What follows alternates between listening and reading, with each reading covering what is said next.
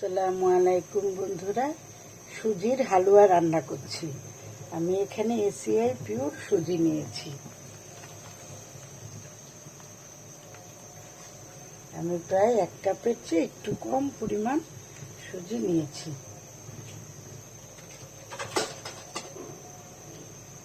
এখন সুজিটাকে শুকনো করে ভেজে নিচ্ছি। শুকনো টালায় সুজিটাকে ভেজে নিলে সুজিটা খেতে অনেক সুন্দর হয়। এভাবে চুলার আঁচটা মিডিয়াম করে আমি সুন্দর করে সুজিটাকে ঝরঝরে করে ভেজে নিচ্ছি। ভাজার মধ্যেই আমি এখানে তেজপাতা, এলাচ আর দারচিনি নিয়েছি, এটা দিয়ে দিচ্ছি।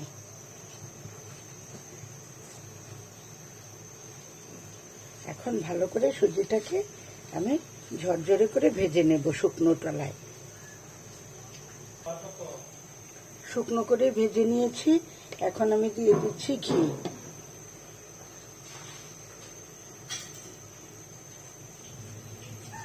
ঘিটা দিয়ে ভালো করে এখন আমি আরেকটু ভেজে নিচ্ছি।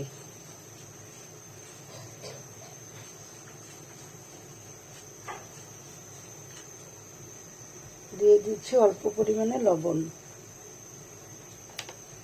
এখন ভালো করে আরেকটু ভেজে নিচ্ছি।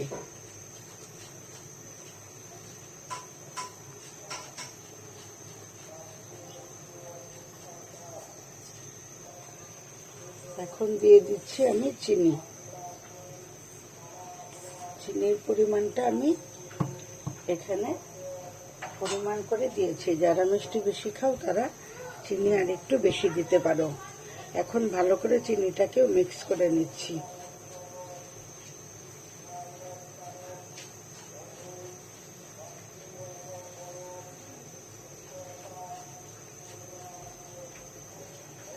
এখন দিয়ে দিচ্ছি জাল করা দুধ।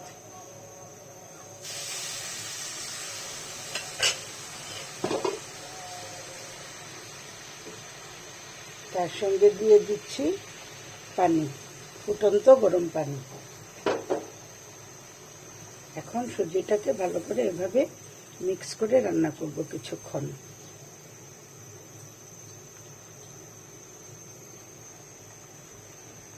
সুজিটা একটু ঘন হয়ে আসলে উপর থেকে দিয়ে দিচ্ছি এরকম গুঁড়ো দুধ।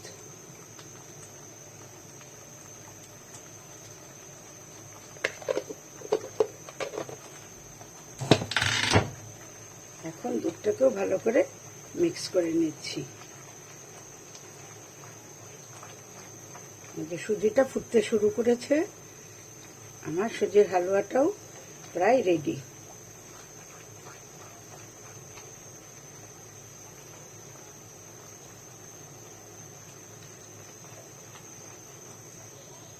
শেষ পর্যায়ে দিয়ে দিচ্ছি এরকম ধুয়ে রাখা কতগুলো কিশমিশ।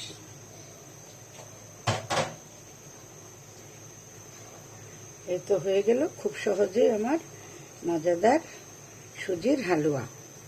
এটা পরোটা, লুচি সবকিছুর সাথেই খেতে খুবই ভালো লাগে। তো বন্ধুরা দেখে নিলে এভাবে তোমরাও বানাতে পারো।